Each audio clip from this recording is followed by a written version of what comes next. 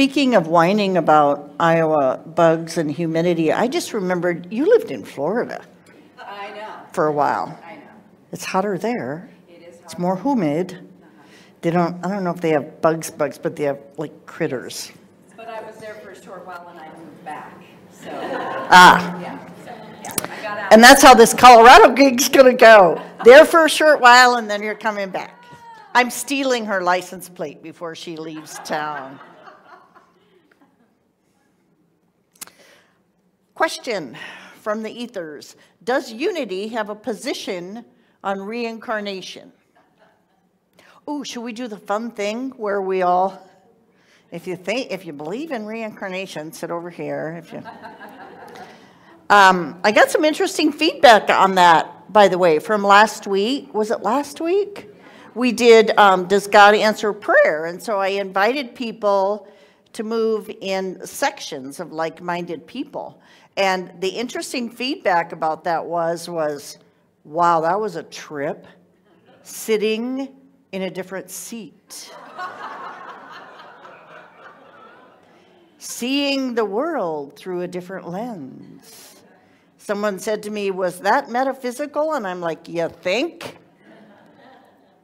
So, in your minds, if you don't believe in reincarnation, move over to this section. If you believe in reincarnation, which I think is the majority, is that true? Where do we stand? Who believes in reincarnation? Yeah, majority. And then there's some don't knows, maybe. Yeah. It turns out to be the luck of the draw, this question, that we're talking about reincarnation on Memorial Day weekend. I mean, your, father, mother, aunt, whoever could be like in the room. And we don't know it. Sometimes we do, and sometimes we don't. Our main resource for today is this book called The Case for Reincarnation by James Dillett Freeman. James Dillett Freeman was a Unity minister. If I remember correctly, he expired in, I want to say 2004 while I was in the ministerial program. He was director of Silent Unity for many decades. He taught at Unity School of Christianity. He worked with Murdy Fillmore way back in the day.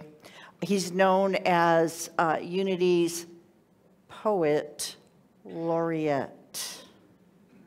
And our prayer for protection, which is a piece of a prayer written by James Dillett Freeman, is on the moon, which is, depending on how you feel about taking care of the planet, I'm not a fan of litter. So anyway, this book, The Case for Reincarnation, I found it's, available in used form. I don't believe it's in print anymore. And so see our office administrator, Ruth, I want one because I borrowed this from Laura Mead. So if you, after you hear about stuff today, if you want a copy of this, let Ruth know. And we're just going to order what people pre-order. So Freeman begins by saying, we cannot understand the meaning of life without taking death into account. Makes sense? Conversely, we cannot understand the meaning of death without thinking about what life is.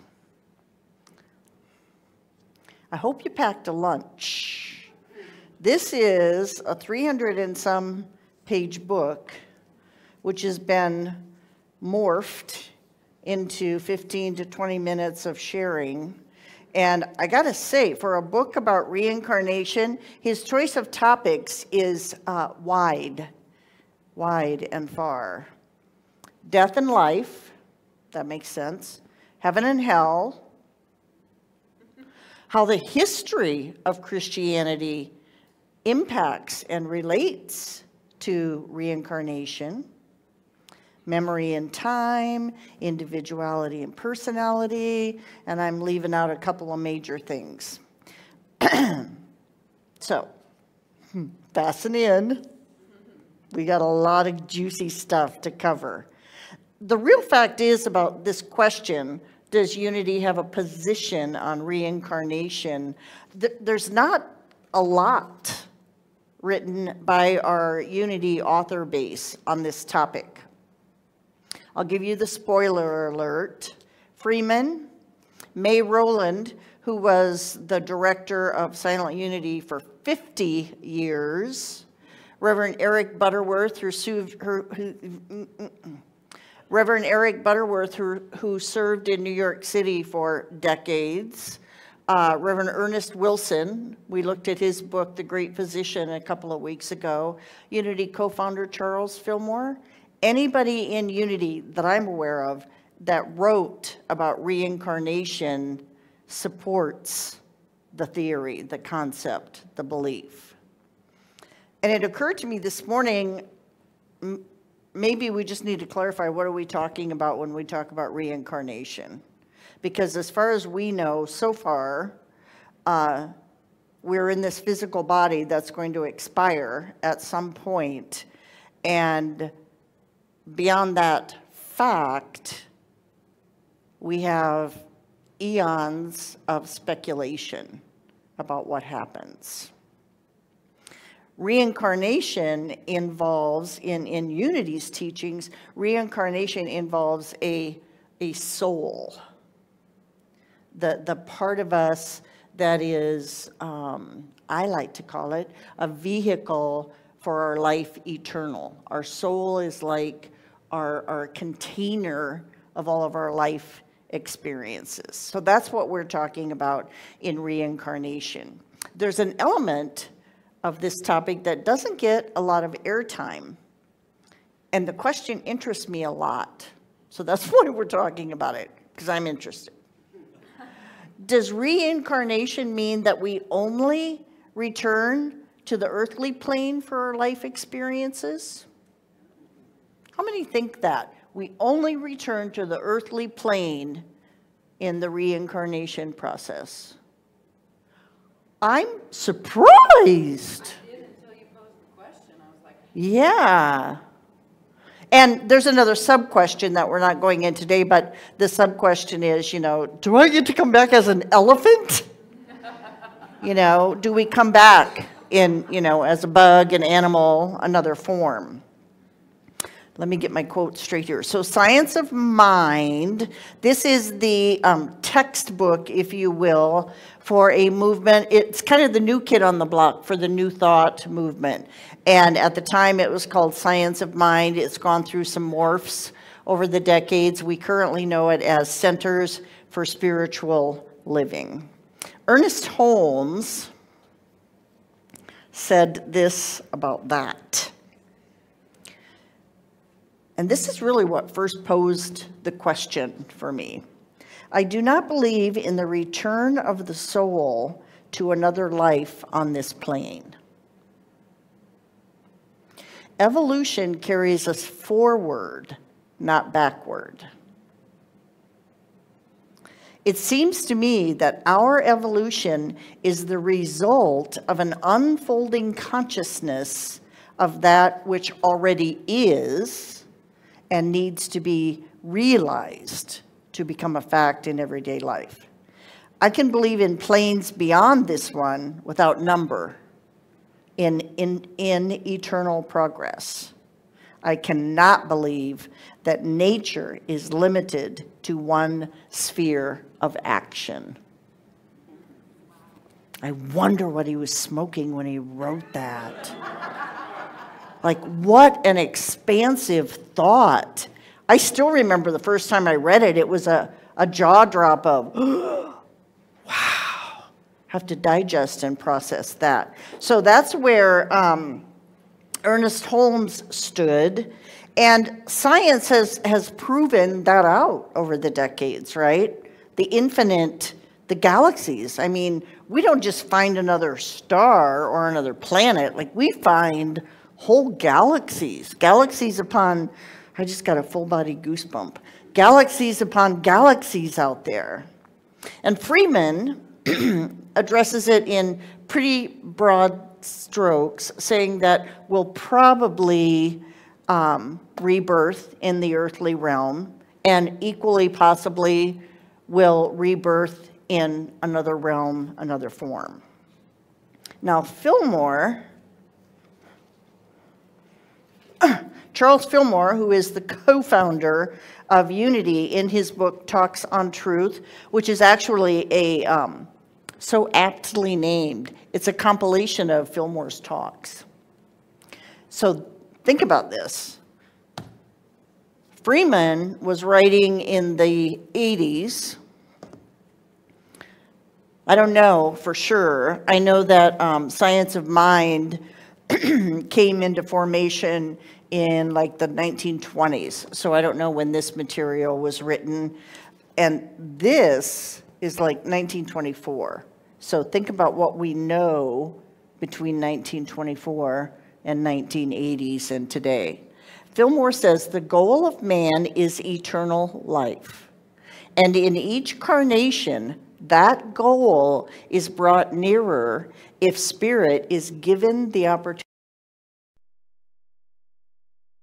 When this is done, the true spiritual body will replace the physical body, and all humankind will become like Jesus the Christ. This is to be accomplished here in the earth. A perspective of viewpoints, yes? So today I want to really focus on two of Freeman's main topics in his book. Let's start with the lighter fare, heaven and hell. If we grew up in a churchy background, we are likely indoctrinated with the idea that heaven and hell exist in physical places. Yes?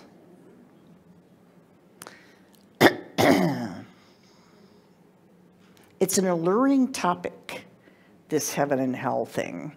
And there's so much juicy stuff there. I know that question is in our pack of congregant questions, so maybe we'll draw that in July. This topic of heaven and hell is entangled with the history of Christianity. So let's hang out there for a minute. Looking at the Hebrew times, the huge temple in Jerusalem that King Solomon originally built, and was known as, Jerusalem was known as the city of David. So we have the enormous Jewish temple. We have the priests, the Pharisees, the Sadducees. Those are all kind of like the big wigs in the temple. And then, we have the Roman government and the Roman Empire and all that. So looking at that framework, the center of our picture is the temple and the big wigs in the temple, and enfolded in, surrounded by all of the politics of what was going on with the Roman government. And the other issue that we're working with is every time they turn around, that Jerusalem is being invaded by the big bad boys from other countries. I won't bore you with that history, but it's kind of fun. And then the temple, is completely destroyed, not once, but twice. So we've got the downtrodden Jewish nation. We've got the bigwigs of the temple struggling to sustain their authority over the common peeps. And these bigwigs are dealing with these teachings from Jesus, a renegade, a maverick. He came in saying really crazy stuff like, the kingdom of heaven is at hand. You are the light of the world. You have the power to heal. Jesus was a Jew. He grew up in the Jewish tradition, And he came and taught these radical things in the temple. He had quite a following. So the bigwigs are barely staving off the interference from the Roman government, the Roman military, and the priests. The priest, by the way, that's kind of a, back in this era, that's kind of an inherited position. You know, somebody who knew somebody who knew somebody was appointed a priest or came down through the family. The Sadducees are the, what we would call in modern day ministry, the matriarch, well, we would say matriarch or patriarch, but the Sadducees were the patriarchy of the church, and they happened to be the boys with money. And then there's the Pharisees. These guys are the ones that are talking about following the Jewish law down to the gnat's bottom. So these bigwigs, they need to set this firm foothold because we have this Jesus following making noise and sharing these new thoughts. So they need a real foothold of power here. First of all, the temple peeps, the average everyday person that comes to the temple, can't read. So the priests get to tell the peeps what the scripture says. Not only do they get to tell them what it says, they get to tell them what it means. Here's what you think, by the way, just FYI. And it includes all the laws of Moses, basically the Pentateuch, the first 5 books of the Bible. I'm really showing off today, aren't I? Pentateuch. So to keep congregants in line, they had to create this paradigm of fear and power. Ready to hear the bill of goods that they sold?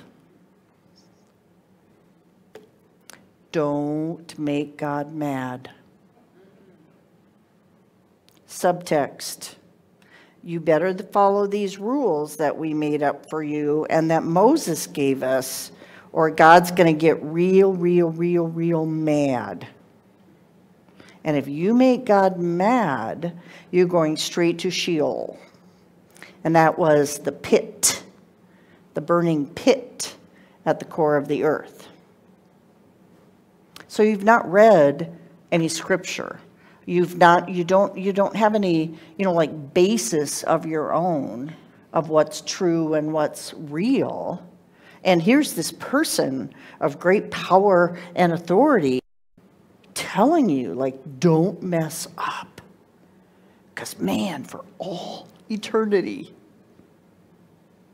The main theme of the Hebrew Bible, particularly the Pentateuch, those first 5 books, do good and God will bless you.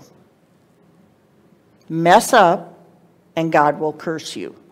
That's a main discourse that we see moving through the Hebrew Bible.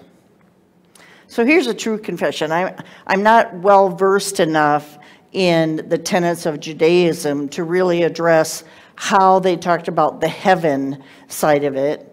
And really, the heaven side of it doesn't have a whole lot to do with setting up a paradigm of fear, right? Nobody had to be too afraid of going to heaven, but, the other option. And Freeman reports that the whole concept of the afterlife was a pretty hazy concept for Judaism back then. Now we have this new thought teaching.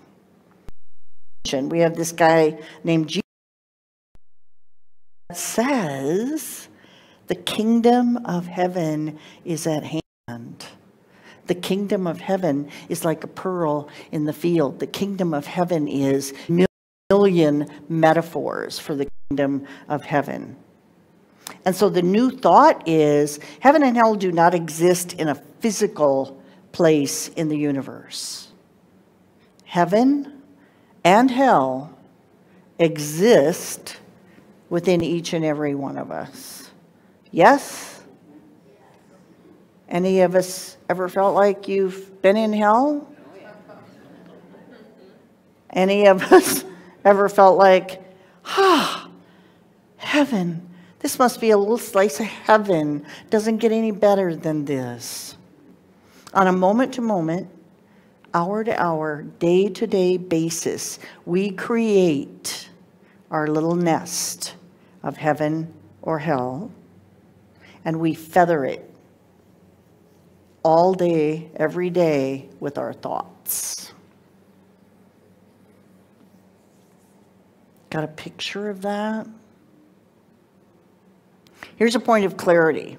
I remember years and years ago I mentioned that theme of the Hebrew Bible.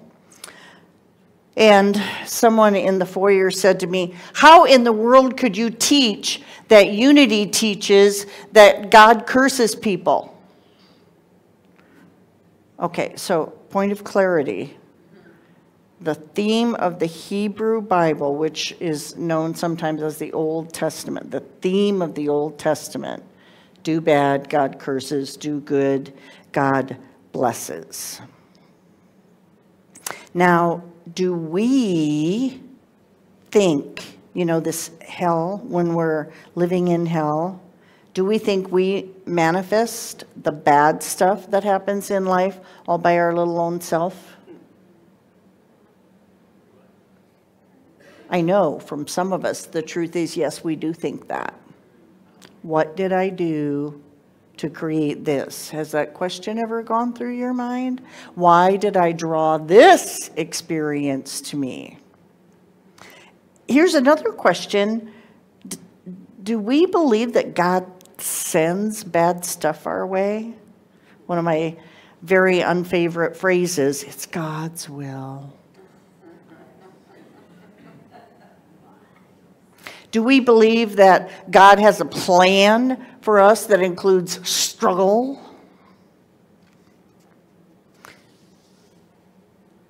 Not on my watch, and not in this house. What Unity teaches is that we create an experience of life.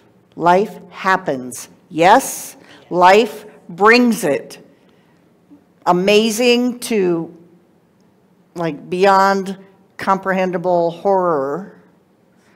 Life brings it. Our experience of it is determined by our level of consciousness, by our thoughts, feelings, and beliefs. We don't need no stinking God made in our image and likeness. That God does not demonstrate spiritual maturity. It, or he, as some like to call it, he gets mad over petty stuff. God gets jealous if he thinks we like chocolate more than the Jesus that's hanging on the cross. God gets sulky if we ignore him. And if you read some of these viewpoints of the Old Testament, of the Hebrew Bible, that's what they believed, a big storm, a big plague, a big pestilence. It's like, oh, we made God mad again. So all of this history of Christianity brings us to this fascinating guy whose name I'm not sure how to pronounce, Origen, O-R-I-G-E-N. He lived in 200 AD. Have you all heard about him? I didn't hear about him until I read Freeman. Some scholars call this guy the greatest teacher and Bible scholar of all time. Now, you and I know that outstanding teachers, outstanding professors, scholars, metaphysicians, theologians, philosophers, the outstanding ones are the mavericks, right? They are the ones that think, eat, breathe, and live outside the tiny paradigm with which most of us are content. I remember we had an interfaith minister for a period of time when I was in the ministerial program. After our first term, some brilliant wizard at Unity School fired all of the faculty. And so that was interesting. And so our Bible instructor for a time was this interfaith minister from Kansas City. Oh, I loved him. He was a maverick. And in some of our Bible classes, he sort of intimated that, if Jesus walked the earth. And then somebody in administration caught wind of that and pulled him aside and had a little chat with him. So he came to class and told us that he'd gotten in trouble for talking about that. So let's debate that, shall we? And so we spent the whole class debating it. Is it real? What stories are real? Is Jesus real? Is Moses real? Are any of these people real? So the cool thing about this Origen guy, I forgot to say, he wrote 6,000 books. Reportedly wrote, I don't know what he did in his spare time, 6,000 books. So other than the 6,000 books, I'm really impressed with the knowing that Origen taught that the Bible is full, not necessarily of fact, it's full of stories and myths and allegories. The blasphemy, right? I mean, we're in the first 200 years after Jesus' brief little ministry. And man, the Jewish nation is struggling.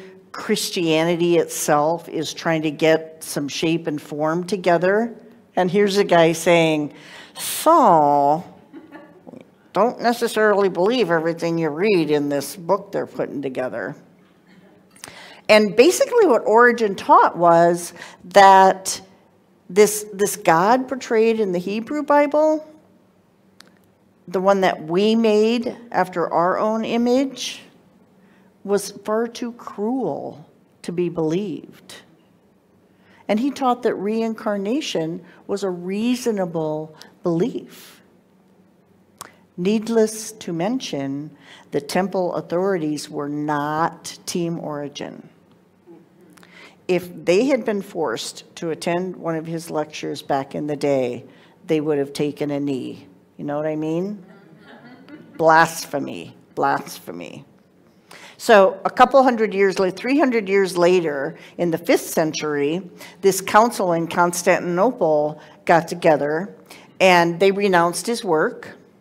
They destroyed his books and went back to or helped shore up and reinforce their case against reincarnation. And it helped shore up their case for the heaven and hell idea. No, you don't reincarnate. You don't come back to the earth.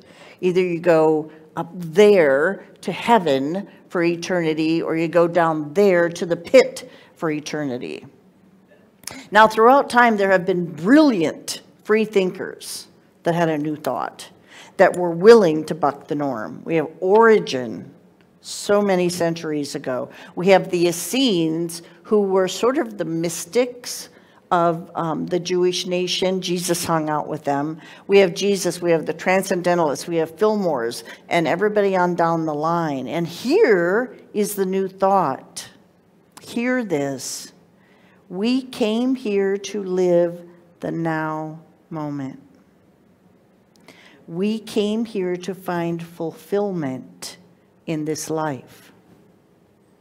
We came here to build the new Jerusalem.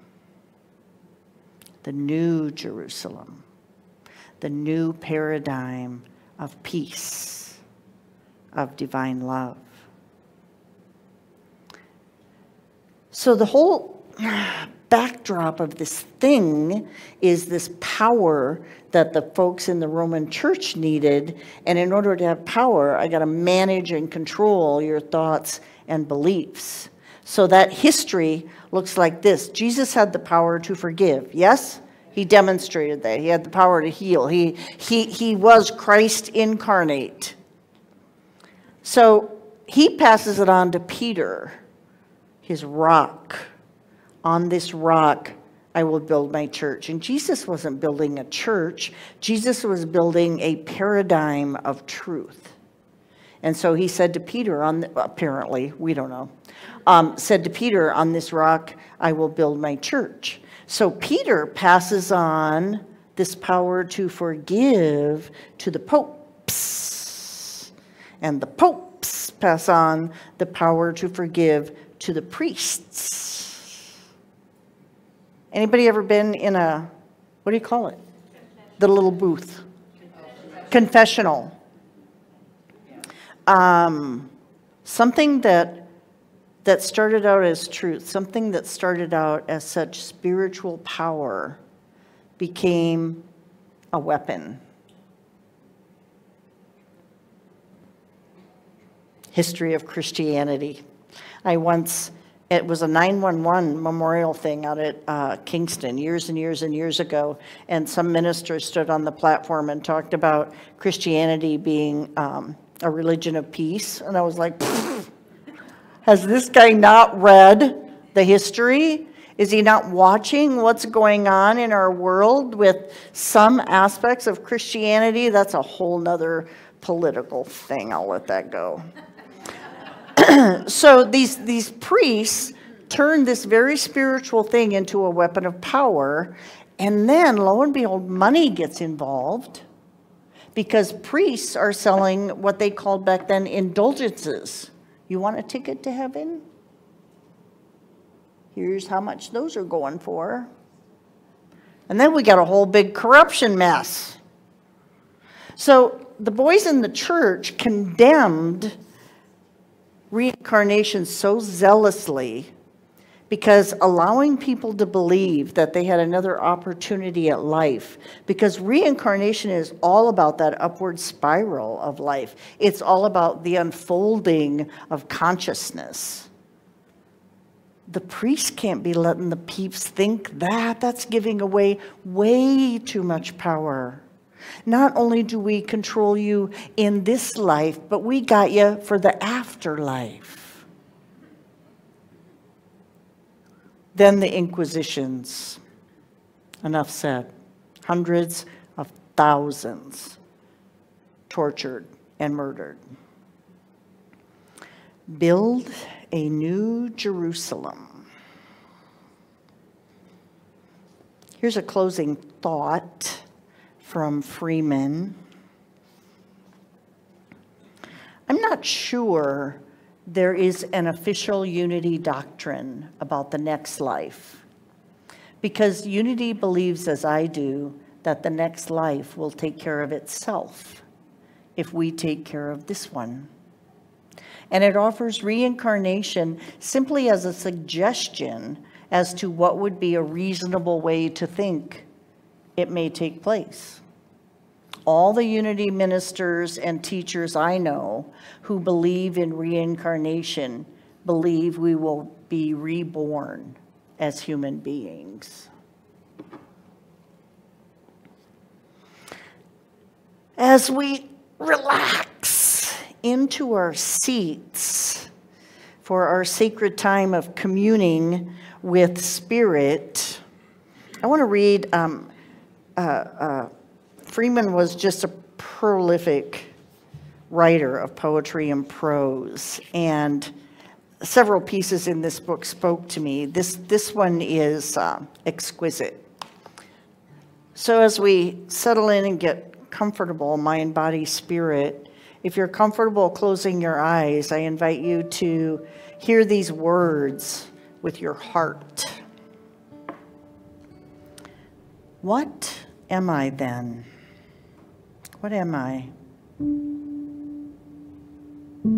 Conceive, if you can, something that is like a diamond, shining, flawless, always the same,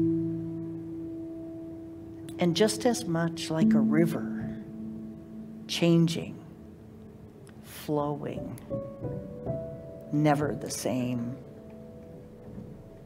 And you have caught a sense of the I of me.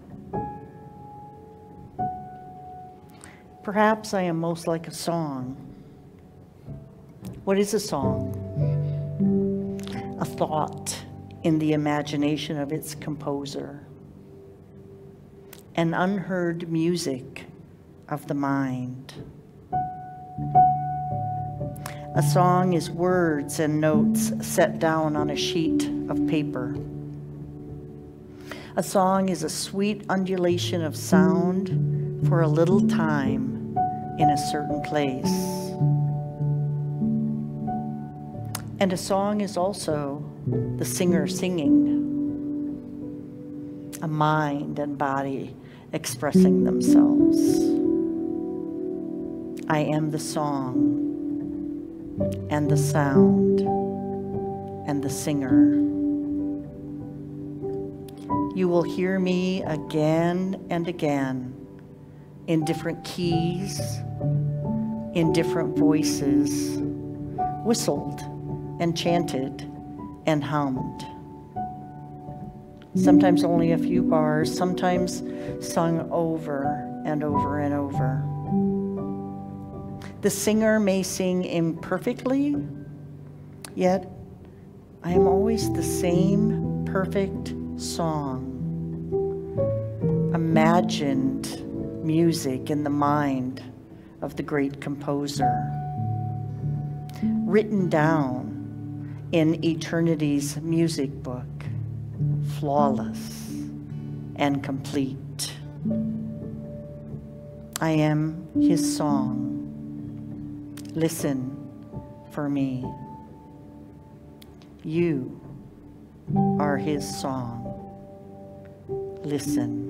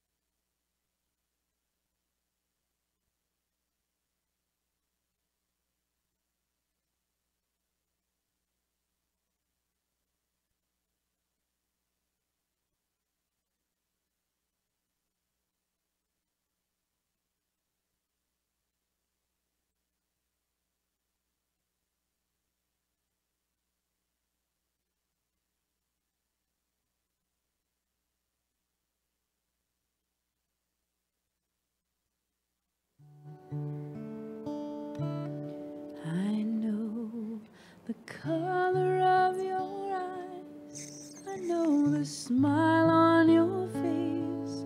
I know the song in your voice every time you called my name.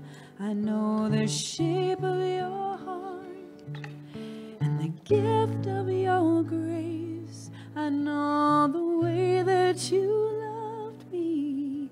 Nothing will ever be the same.